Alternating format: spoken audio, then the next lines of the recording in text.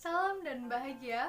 Perkenalkan, saya Nikma Wahyu Nurdaningsih, NIM 2018-012-075, mahasiswa dari Universitas Sarjana Wiyata Taman Siswa Yogyakarta, program studi Teknik Industri.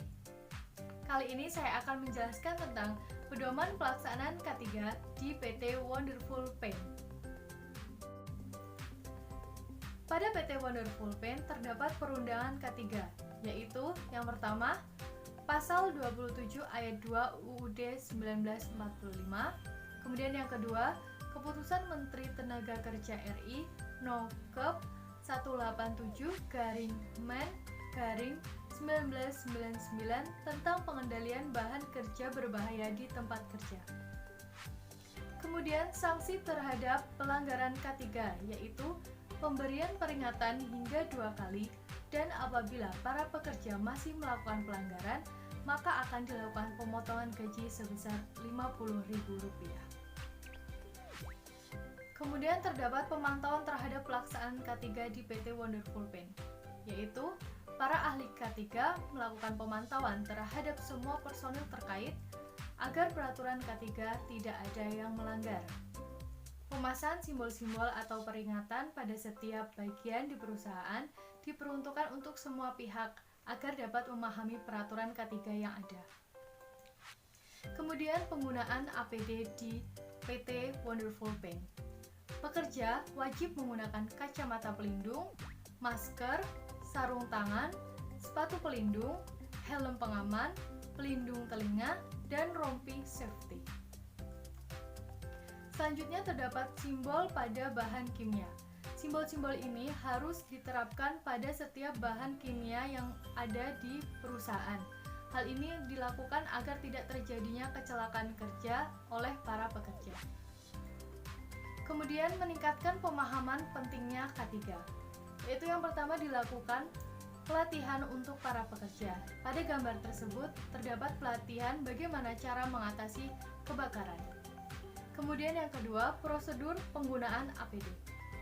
Kemudian selanjutnya ada pengawasan terhadap berjalannya peraturan K3.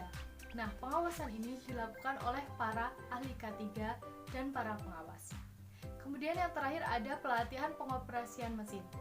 Pelatihan ini diperuntukkan untuk para operator agar tidak terjadi kesalahan saat mengoperasikan mesin.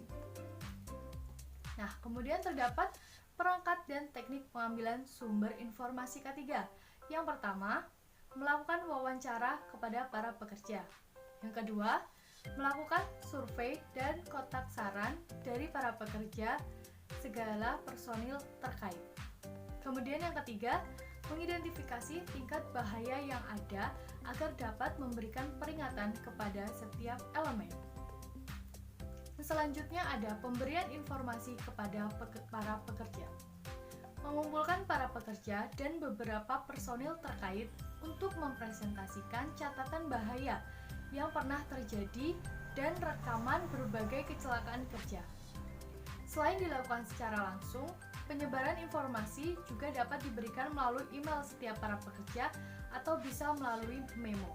Selanjutnya, bahaya dan resiko yang timbul. Yang pertama, terlalu lama terpapar bau menyengat dari bahan kimia dapat berisiko menghilangkan ketajaman indera penciuman. Kemudian yang kedua, penamaan bahan kimia yang salah dapat berisiko terjadinya kebakaran akibat salah mencampur bahan-bahan yang digunakan dalam pembuatan cat. Kemudian yang terakhir, pengecekan mesin yang tidak rutin berisiko menyebabkan kecelakaan akibat kerja. Sekian pemaparan pedoman pelaksanaan K3 di PT Wonderful Paint dari saya dan semoga bermanfaat. Sekian, salam!